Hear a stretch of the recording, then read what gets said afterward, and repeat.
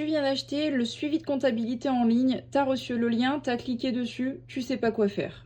C'est très simple, la première étape, ça va être de faire fichier tout en haut, créer une copie pour pouvoir le modifier. Une fois que c'est fait, ici, tu vas venir mettre les différents types de gains que tu peux avoir avec ton entreprise, donc le site internet, Amazon, TikTok Shop, etc., Vinted, etc. Et ici, tu vas mettre les différents types de dépenses, stock, frais de port, etc. Une fois que tu as complété ça, on n'oublie pas de mettre la monnaie et la date de départ, donc la date du jour où tu commences. En transaction, tu vas venir noter la date. Numéro de facture, c'est que si tu veux. Moi, je ne mets pas de numéro de facture, mais la date. Si c'était un gain ou une dépense. Comme tu auras paramétré tes catégories, quand tu cliques sur la petite flèche, tu auras tes différentes catégories.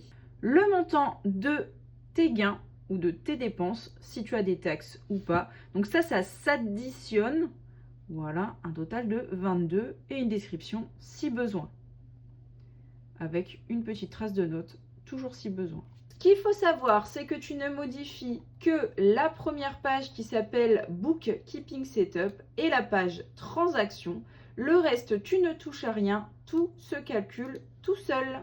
Au fur et à mesure que tu vas compléter tout ça, tu vas te retrouver avec un bilan mensuel. Sur la gauche, tu as un résumé en bâton de tes gains et de tes dépenses. Ici, ce sera tes revenus et ici, tu auras tes dépenses avec la précision de tes différents types de dépenses. Dans la toute première page, tout en bas, tu peux te donner un objectif de gain pour ce mois-ci. On parle bien de profit et non pas de chiffre d'affaires. Donc, c'est combien tu veux gagner une fois que tout a été enlevé, impôts, etc. Ça te fera ici ton petit bilan sur ton objectif. Là, tu as le descriptif de tes revenus et là, en dessous, tu as le descriptif de tes dépenses. Tout ça se calcule tout seul, tu n'as rien à modifier, mis à part sélectionner le mois tout en haut. Malheureusement, ils sont en anglais parce que mon ordinateur est réglé en anglais, donc ce sera en anglais pour toi aussi.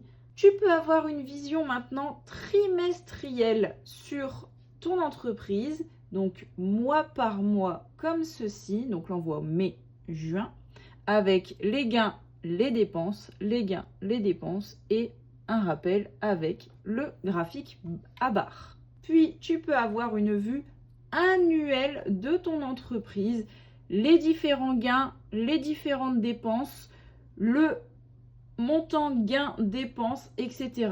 Un petit graphique pour montrer l'évolution de ton entreprise. Puis, on peut avoir une vision sur 5 ans de son entreprise, toujours gains et dépenses, avec des bilans circulaires qui précisent où est-ce qu'on a fait le plus de gains et le plus de dépenses.